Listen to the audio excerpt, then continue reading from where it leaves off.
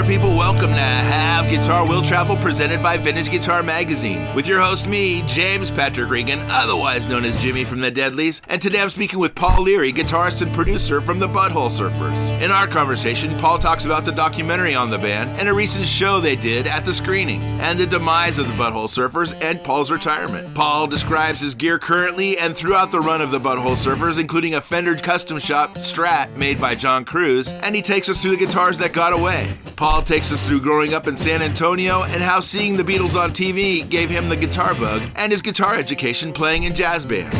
Paul discusses how he and Gibby met in college and how they started the band that eventually became the Butthole Surfers and how the name came about. Paul tells us about being produced by John Paul Jones and himself being the producer for U2, Sublime, the Meat Puppets, and the Reverend Horton Heat. Paul then discusses the rigors of touring and traveling as the Butthole Surfers, and he describes how the documentary came about. To find out more about Paul, you can go to his website, buttholesurfers.com. That's BUTTHOLESURFERS.com, and the trailer to the documentary is on YouTube. Please subscribe, like, comment, share, and most of all, review this podcast. I'd really appreciate it. And please support Vintage Guitar Magazine and all the wonderful things they do for us guitar players, because they do so many wonderful things for us guitar players.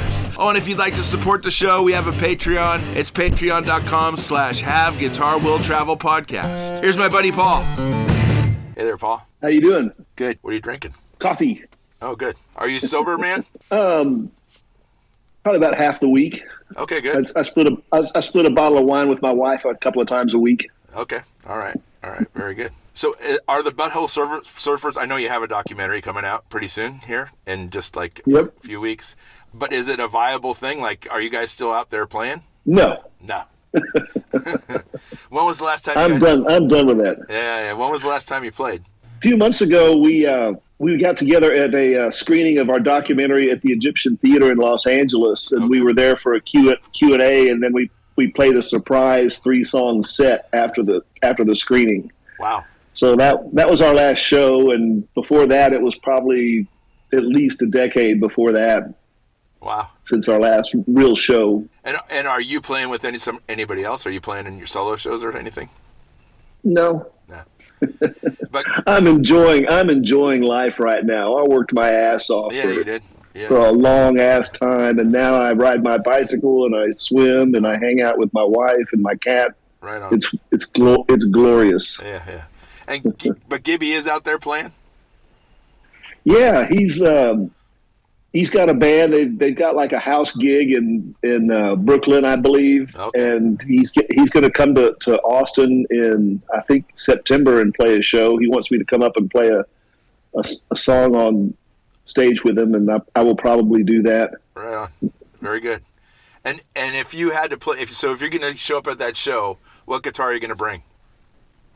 I think I'm going to bring an old, I think it's probably like an early 80s Longhorn, a Hondo Longhorn. Oh, wow. Yeah, it's the stupidest guitar ever. It's what I used. It's what I used on the song Lady Sniff, if you're familiar with that song. Yes. Yep.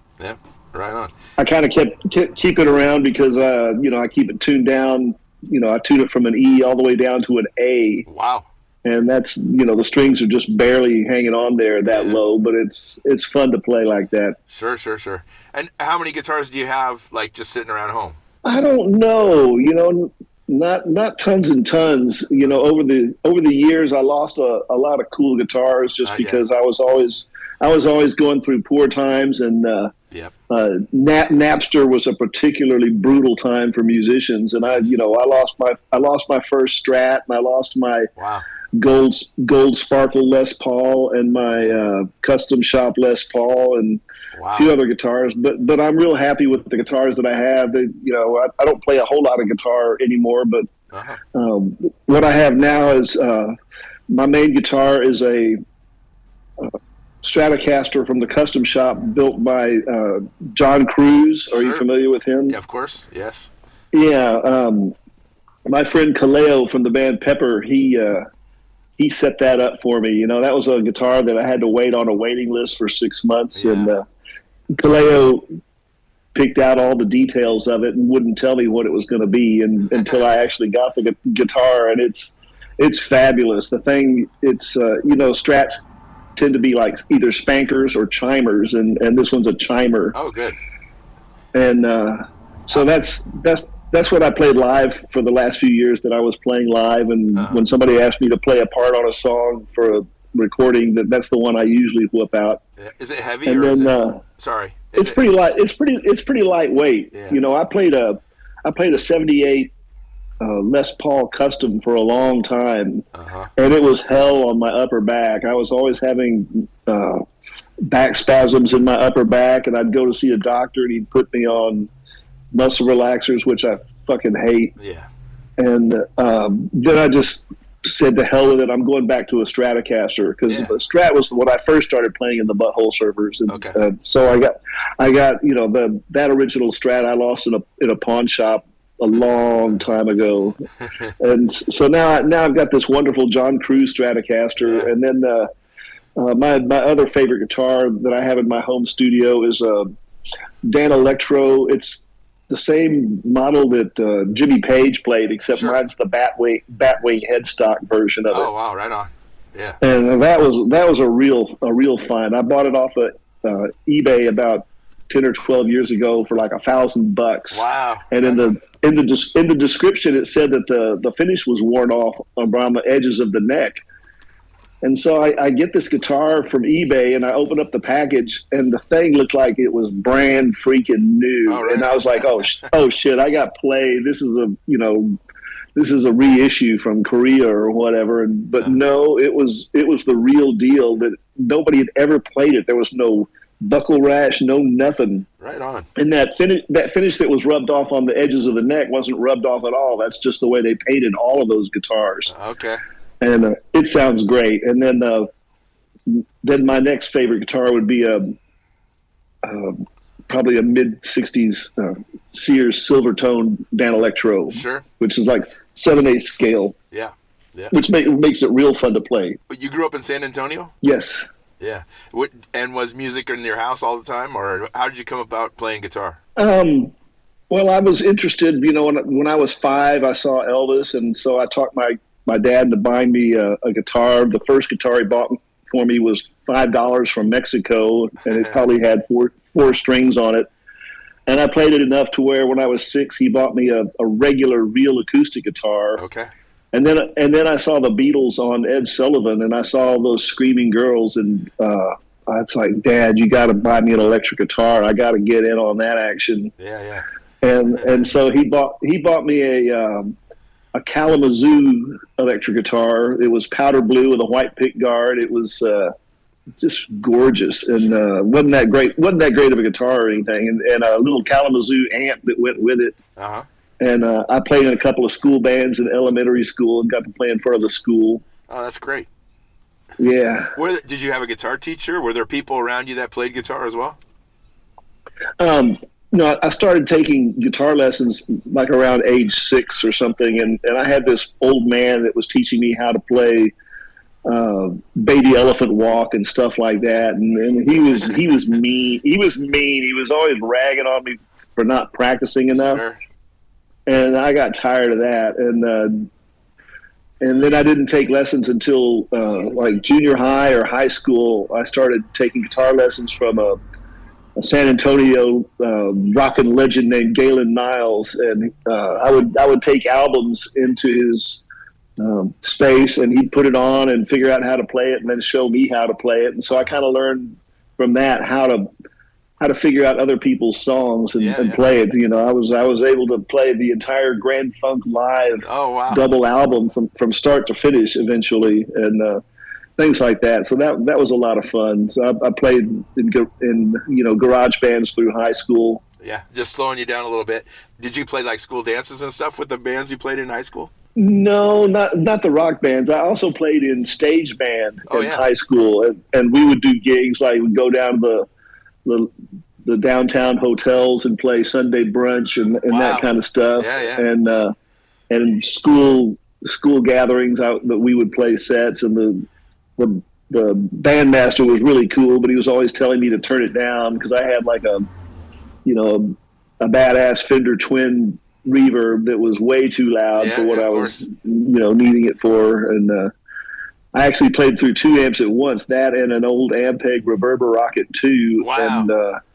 And I had a Echoplex, or I think that's what it was. And I was able to put the dry signal to the twin and the echo through the Ampeg, and so it was a little bit trippy for back then. But stage band was a lot of fun because I learned how to read charts that were written by like horn players for guitar, and so that was challenging, and a lot of weird chords and a lot of stage band songs. Yeah.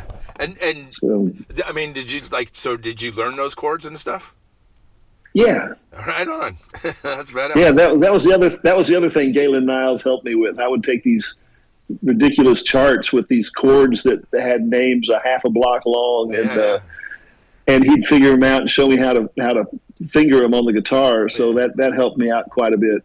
Yep. And I mean, apart from Elvis and the Beatles, who were you listening to? And Grand Funk, who are you listening to? Oh, like Creedence Clearwater Revival, Marty Robbins. Yeah. Growing up in the 60s, it was like you had your favorite bands and you tended to listen to just that and nothing else, and or at least that kind of music. And I'm always amazed that kids these days listen to all kinds of music, and that's just something I never considered back in the day, because if you didn't listen to the Beatles, what was your alternative? It was like Frankie Valli or Frank Sinatra or something like that, and I wasn't going to go there. But now, there's so much out there, and kids get to really take advantage. Oh yeah. It's amazing how many. Well, there's kids out there probably in their late teens or early 20s that are listening to you. Bless their hearts. And so once you got out of high school, what'd you do? Then I went to college and put the guitar down and didn't touch it for 4 years. Wow. I was like, I thought I studied art and I wanted to be the next Pablo Picasso, but I wasn't good enough to be the next Pablo Picasso. And so I kind of switched gears a little bit and tried to get a minor in business. And I thought I could become a salesperson for Xerox or a stockbroker or something. And wow. And I wasn't cut out for that at all. I didn't get a job coming out of college, but I did strike up a friendship with Gibby Haynes. Uh-huh. And we would hang out and smoke pot and listen to Joy Division and Devo and all that stuff, and that was a lot of fun. He turned me on to a lot of new wave and punk rock music. We listened to the Ramones and I graduated a year before he did, and started working at a lumber yard. And he graduated accounting student of the year at Trinity University, and went on to get a job at Pete Marwick and Mitchell, which was at the time the largest accounting firm in the world. Uh-huh. But he kind of figured out that he hated it. He hated auditing, and he wanted to be in a band, and so he started playing music at a friend of ours, Scott Matthews' house, who fancied himself a drummer. Uh-huh. And a fellow named Scott Stevens, who had a guitar, and he kept trying to talk me into going over there and playing with him. And I put him off for a long time, and then one day I broke down and went over there. I was like, boy, the lumberyard is just not working for me. And so I started playing music over at Scott Matthews' house, and before long we kind of had a band and started playing at art galleries in San Antonio. Wow. This was before we were calling ourselves the Butthole Surfers. I think we started out as the Dick Clark Five, and then we became. We would switch our name at every show, and then we were the Dick Gas Five, and then we were the Ashtray Baby Heads, and then we were 9 Foot Worm Makes Own Food, and then we were the Right to Eat Fred Astaire's Asshole, which morphed into the Inalienable Right to Eat Fred Astaire's Asshole, and and then we were like. We drove up to Austin to go take our girlfriend skinny dipping at the lake, and on the way back, we stopped by the punk rock club in Austin, and ran into the Big Boys there, which was the punk band of the time in Austin, they asked if we'd play, some songs before their set, and we were like, sure. So we called up the drummer and got him to come up with a drum kit, and we played a few songs at this club before the big boys played, and then we did that again. And the bass player, Chris Gates, knew that we changed our name every show, and this one time he didn't know what our band name was, and he was introducing us on the stage, and he knew we had a song called Butthole Surfers, so he introduced us as the Butthole Surfers, and we were kind of looking around like, okay, and then at the end of the night, the club owner gave us $50. Wow. And we were like, we're going to be rich, and so we stuck with that band name, and yeah. It only took 20 years, but yeah. And if I take you back, so when you were playing in stage band, what kind of guitar were you playing in stage band? I had a Les Paul Custom, I believe it was. It had the slightly narrower pickups. It was a Sunburst. Oh, the Deluxe? Yeah, the Deluxe. Okay, yeah, right on.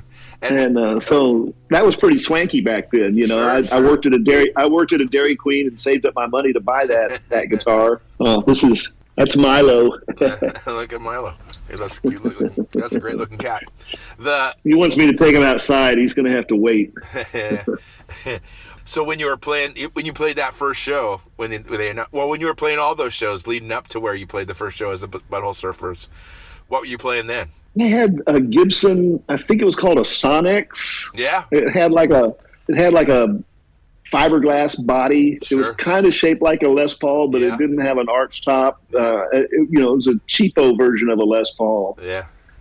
And I played that for a while, and then I was still working at the lumberyard and saving up money, and then I had a dream one night that I was playing a white Stratocaster with a black pick guard, and I woke up convinced that was my destiny, and I drove from San Antonio to Austin to a Ray Hennig's music store in Austin, Texas, and walked in and saw it on the wall. There It was, the white Stratocaster with a black pick guard, and I bought it on the spot, and that's what I played on our early Butthole Surfer records. Right on. And what were you playing through as far as amps?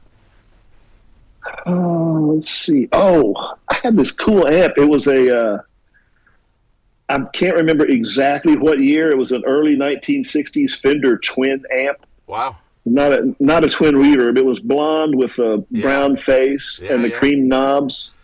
And that was a really cool amp. We played that on the first 3 albums.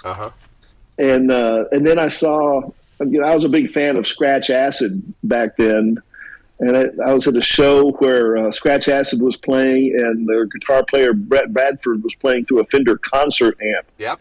And I just thought it sounded so fucking good, and so I was like, oh, I got to sound like that. So I went and traded my beautiful brown face Fender Twin amp for a new modern Fender concert amp and a red sparkly Telecaster. I still have the Telecaster, but the amp is long gone. Yeah. And did you go? I mean, you guys were not making money hand over fist, but did you go through a lot of gear through the early years of the band? Well, as much as we could afford. I didn't have a whole lot of different amps or anything like that, or guitars. I think after I was playing on the Stratocaster, the next guitar I bought was the Hondo Longhorn. It's brown and ugly as hell, and that I used on Lady Sniff, and that was a super cheap guitar. And what about destruction? You guys were known for having some pretty outrageous shows. Did your gear ever get messed up while you're playing? Oh yeah, later I had a couple of Gibson Firebirds. I had a white Firebird and I guess it was a reddish brown Firebird, and I was pretty rough on those, and eventually they just, I would pop the neck off. So I don't have those anymore. I broke a few nice guitars, and then we figured out that if we go to the pawn shops and buy some cheap guitars and use those for the songs that were rough on the guitars, that we could just smash up all the guitars we wanted. Yeah. So did that for a while. What about amps? Did you go through a lot of amps? I tried a lot of different things. After the Fender concert amp that I traded for my Fender twin amp, I'm trying to think of what came after that. I can't remember exactly what year. It was a Marshall JTM 45. Okay. It was before they came up with the scroll Marshall lettering. It had like a gold rectangular plaque with Marshalls and kind of 20s style lettering. Yes. And a red 8x10 Marshall cabinet. Wow. And that thing sounded freaking great. Yeah. And when I got poor, I had to sell that. And then I think the next thing I had was a Bogner. Yeah. I had and then as we started making money, I bought a couple of Bogners, and I would have, 2 Bogner half stacks on stage. Oh wow! Is this like in the 2000s? No, that would have been in the 90s, early 90s probably. Wow. So right. Oh, and I played Mesa Boogie a lot too. I had the Mark IVs. Yeah. And I think I used that on the Independent Worm Saloon album that we recorded with John Paul Jones. Yeah. How'd you guys get hooked up with John Paul Jones? Well, we signed with Capitol, and by then somebody pointed out to me that we were the top grossing independent touring act on the road in America one year, and that freaked me out. I was like, holy shit, it sounds better than it was. But so we were doing well, and it got us the interest of major labels. And when Capitol came along, it was like, no way I'm passing up Capitol. That was the home of Grand Funk Railroad and the Beatles and Frank Sinatra and Dean Martin and Creedence Clearwater. I mean, it's just like, there's no way I'm going to pass up a chance to be on Capitol. Sure. And then we had the interest of a lot of top producers that wanted to produce our album, and we were mulling over, God, do we want Joe Ciccarelli, or do we want Michael Beinhorn, or and then Lee Lust, our A&R representative at Capitol, came up with John Paul Jones and contacted John Paul Jones to see if he was interested before he even threw the name at us.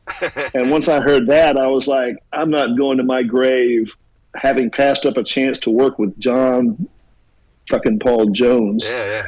And so that's how we got hooked up with him. And boy, that was great. I mean, he was a whole lot of fun to work with, and he taught me about producing records, and that's something I carried with me for ever since. Yeah, and you're still producing people right now, right? I've slowed down quite a bit. Okay. I started producing records in the glory days of 2-inch analog. Yeah. 24-track tape, and that was a whole different ball of wax than it is today. It's And my memories of that are waiting forever for the tape to rewind, and then how heavy the tape boxes were to carry around, and couldn't wait for digital. But God, that tape sounded so good. Yeah. But then Pro Tools came out, and everybody was switching to digital, and then I felt like a silent film star trying to transition to talkies, and that was rough, and it took me a while to master Pro Tools and editing and all that stuff, but eventually I got pretty good at it. Yeah. Can you name some of the people you produced? The first, I produced Butthole Surfer early albums, obviously, or I don't know how much you know about that, but I was a guy that liked to be in the studio, and there was this bluegrass band in Austin called Bad Livers, and I used to go watch them play every week at the Saxon Pub, and they were a lot of fun. They would play everything from traditional bluegrass kind of songs to Hendrix and Motorhead, and and they were super good. And one night I approached them and said, "Hey, if you let me produce an album, I'll pay for the studio time. And they agreed to that. And so I produced an album that came out on Touch and Go. Wow. It's called Delusions of Banjer by the Bad Livers. And, it sold a few copies, nothing big or anything. And, and then, we were good friends with the Meat Puppets. And the Meat Puppets signed to a major label before we did. And they were getting ready to record their second major label album, and they wanted John Paul Jones. And so they asked me if I would contact John Paul Jones and see if he would produce a record for him. And I was like, sure, I bet he will. I played you guys for him a lot when we were in the studio together. John Paul Jones turned him down. Oh, wow. And I gave him the bad news, and they were like, well, we like that Bad Livers album you produced. Would you produce our album? And I was like, hell yeah, they were my favorite band in the world at the time. And so that was a big break for me. I produced an album called Too High to Die, and it had a radio hit called Backwater on it that was like got tons of airplay and went gold and had a radio hit. And so that kind of like punched my ticket. And the next thing that came along was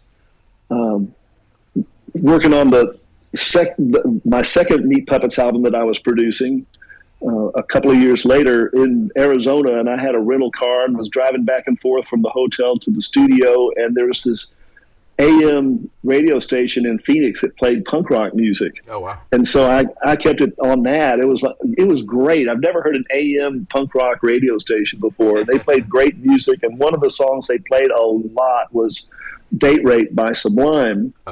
And I love that song, and I love the guitar solo and everything about it. And I drove home from the studio listening to that one evening and got to my hotel room, and my agent called me up and said, hey, there's this band called Sublime. You have any interest? And I was like, fuck yeah. They like the Meat Puppets' Too High to Die album. And so that was a direct line between paying to work for an album and getting a first job and then a second job that has sold many, many millions of records. Yeah.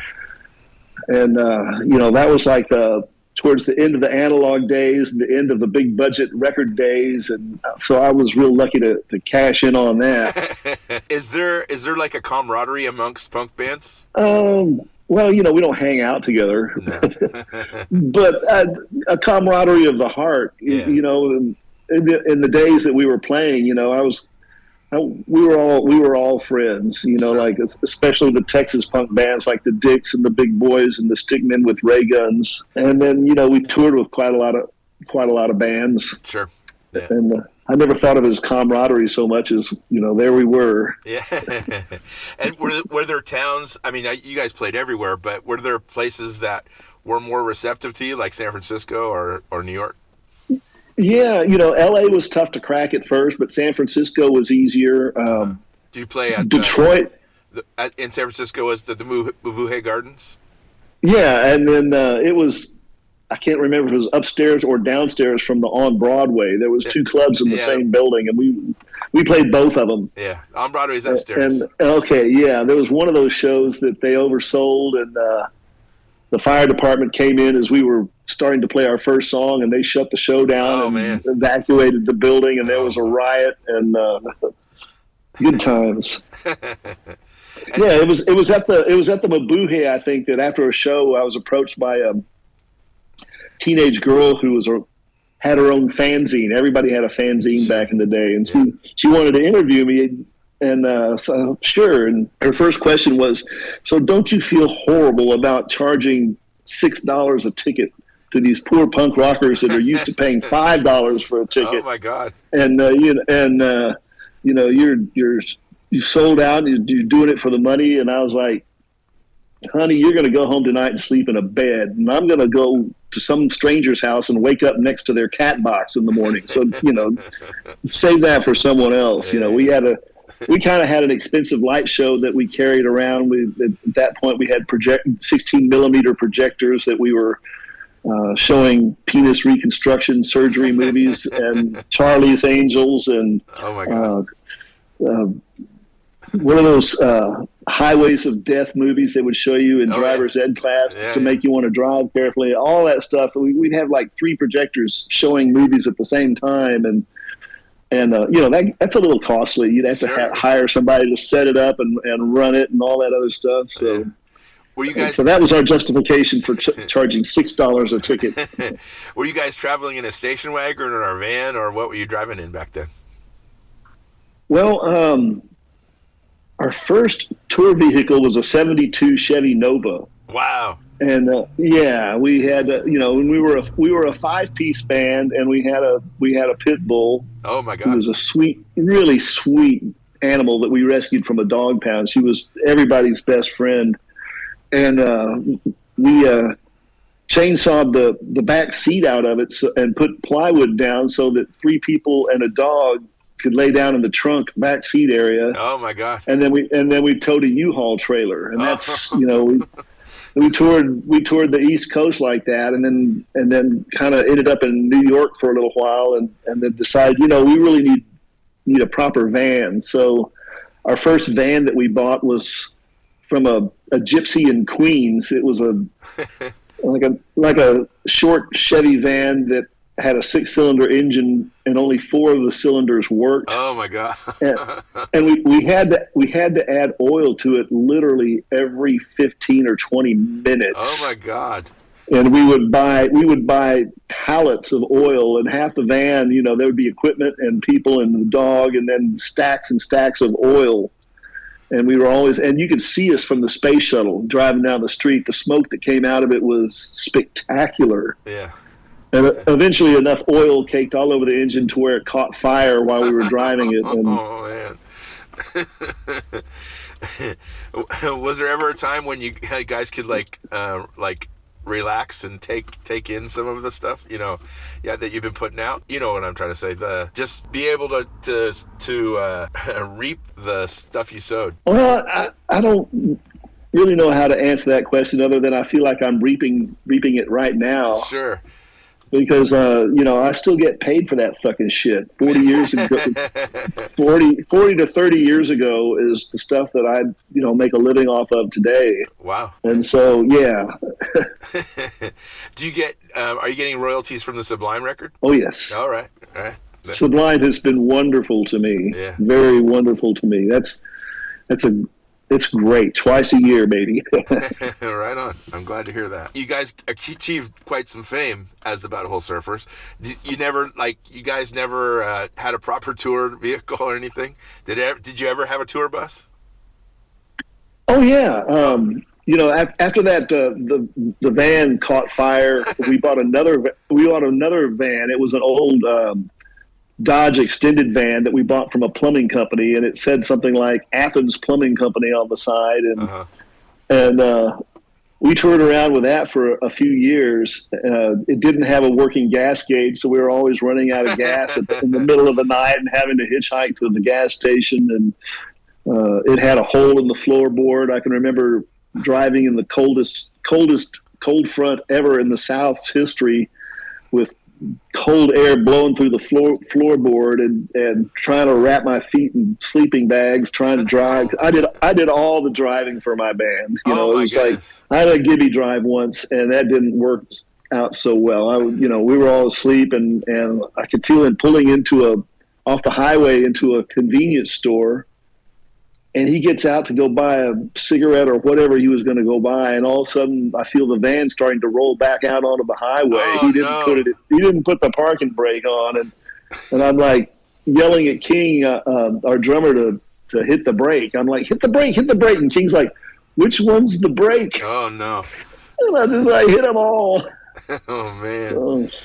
Yeah, that van had problems. The night we got our first record deal was in San Francisco. We were driving to San Francisco from Los Angeles, and we were going over the Bay Bridge, and the fuel pump started going out, and the thing was sputtering, and it was about to die, and it was rush hour traffic.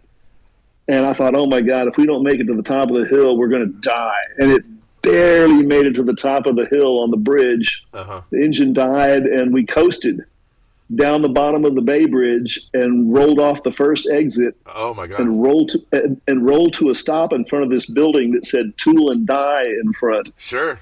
And we're sitting there going, what the fuck are we going to do? And we look over there and we see all these punk rockers loading drums and amps into this tool and die building. So we got out and started unloading our stuff, and going in there with them until this woman, came up to us and goes, "Who are you guys?" And we're like, we're the Butthole Surfers. And she's like, "You're not playing here." And we started crying. "Oh, we don't got any money and our van's broken." And she's like, "Well, you can play 3 songs." Wow. And so, this place was a fire trap. I mean, you'd go into the building, and then to get into where the venue was, there was a hole in the floor with a step ladder. And so you had to, that's where the audience and everybody had to go down, up and out of this hole in the floor.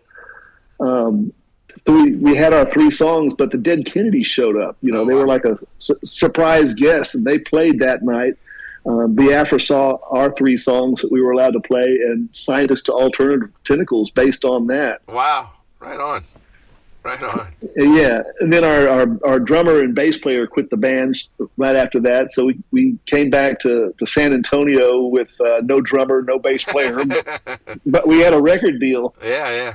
And so we started recording. It was just Gibby and I, and we were trying to talk friends of ours who played drums into coming over and playing on some of our songs, and the drummer for the Marching Plague played on a couple of songs and then didn't want to play on any more. So we were, Gibby and I were working on this song, and all of a sudden there's a knock on the door at the studio, and we open it, and there's this weird disco-looking dude. I mean, he had sideburns and short with tall platform disco shoes and disco bell-bottom pants, and he was like, "Hey, I heard music coming through the door, and can I play drums on a song?" Wow.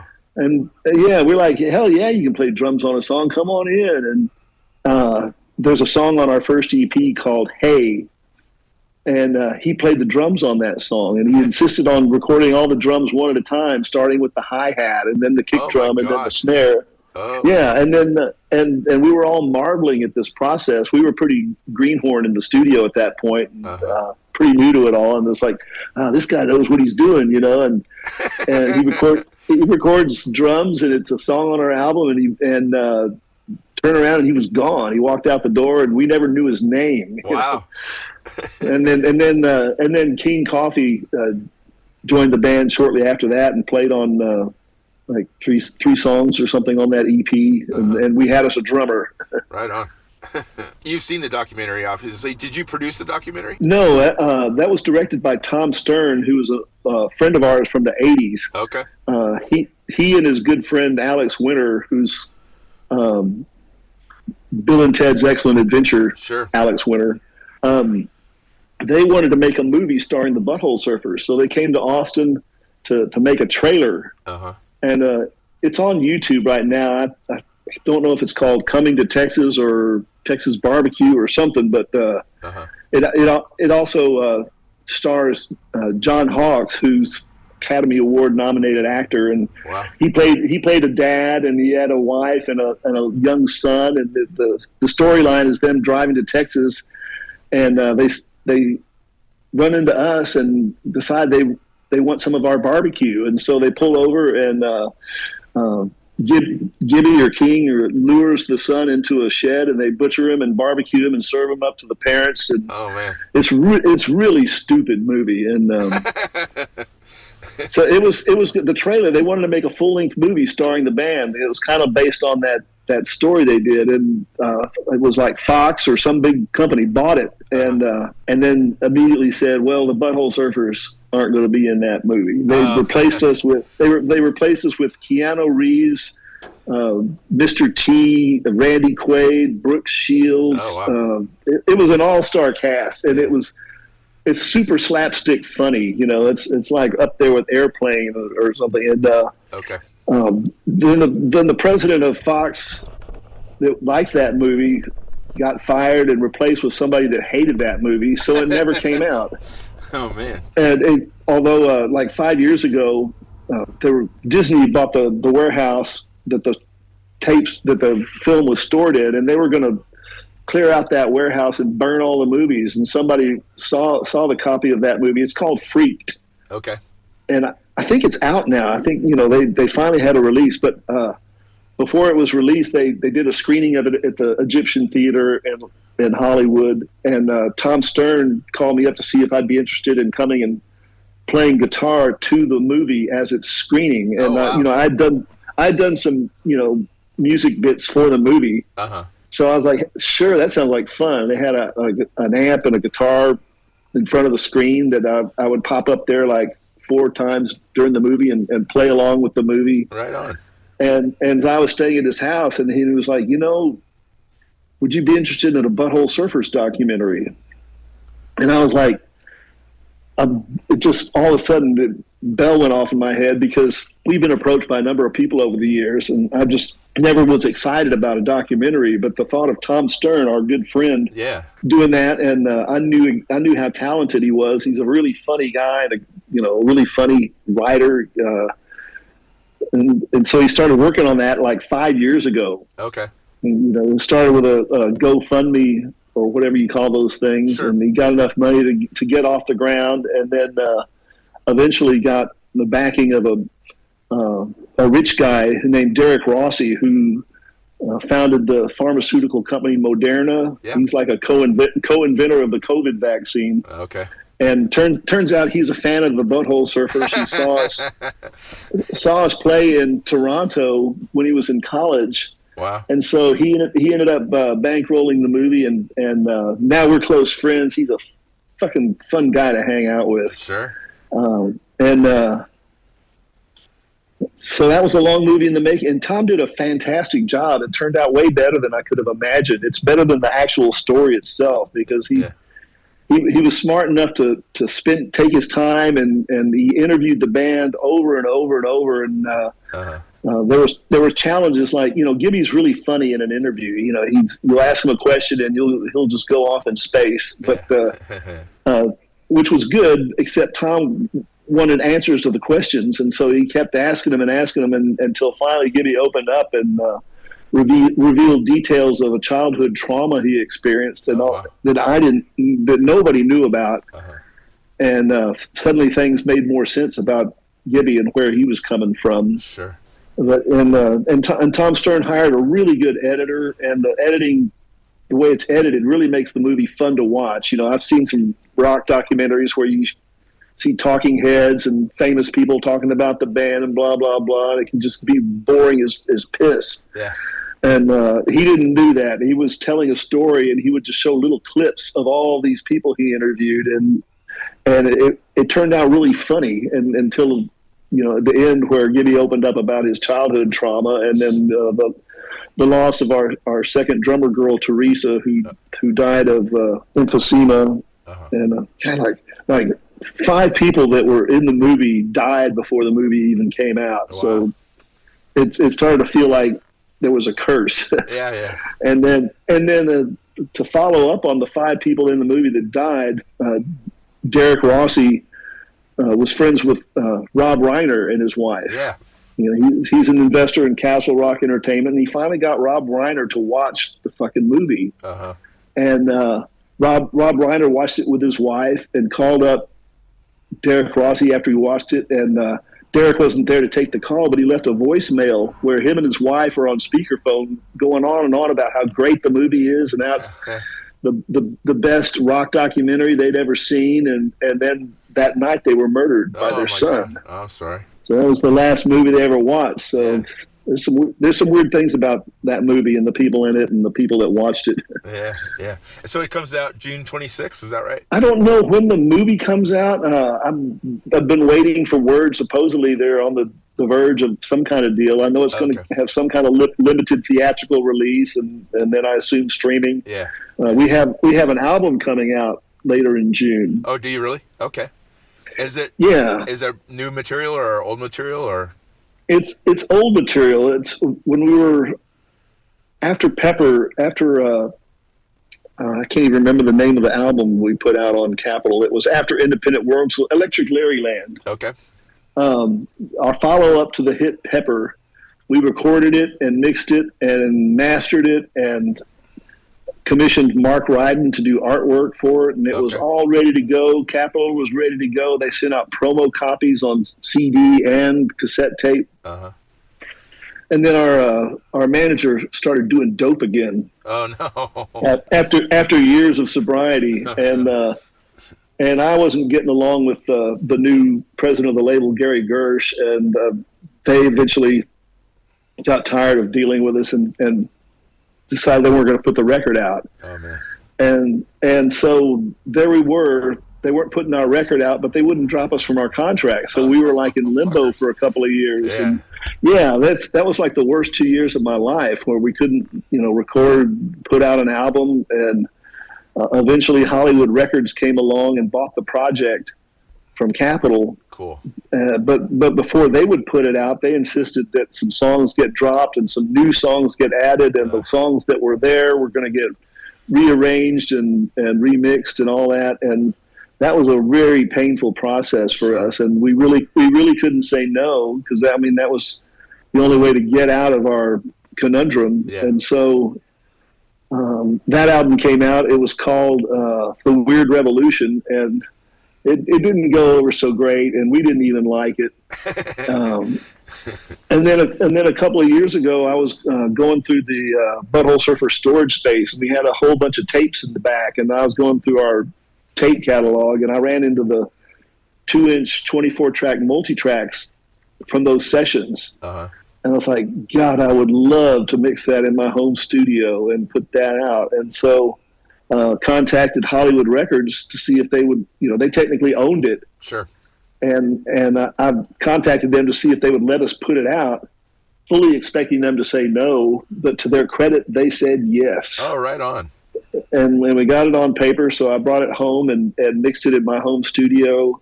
Didn't add anything, didn't take anything off, and did it, as close to the original way as possible, except I think it sounds better. Sure. And now it's finally coming out the way that we wanted it to come out. So we're very excited about that. Yeah, right on. Well, I look forward to hearing it. And Paul, it's been wonderful speaking with you. I really appreciate this time. And I really want to see the documentary as well. I can't wait to see that. I hope you enjoy it. It got really good reception at so it was at film festivals around the world, everywhere from Australia and Tokyo to Europe and places like that. And it's gotten a lot of standing ovations. And so I'm really excited for it to finally come out. Yeah. Right on. Well, thank you, Paul. Nice to meet you. Well, thanks for talking to me. And I look forward to seeing the Vintage Guitar magazine. Yeah, right on. Thank you, sir. Have a wonderful evening. Cheers. Bye-bye. Thanks for listening to Have Guitar Will Travel. You can catch up on all the things I'm doing at thedeadlies.com. And I'm on all the social media platforms as well. And please support Vintage Guitar and all the wonderful things they do, because they do many, many wonderful things for us guitar players. Thanks. Please subscribe. Please tell a friend. And I'll see you guys next week. Bye, guys.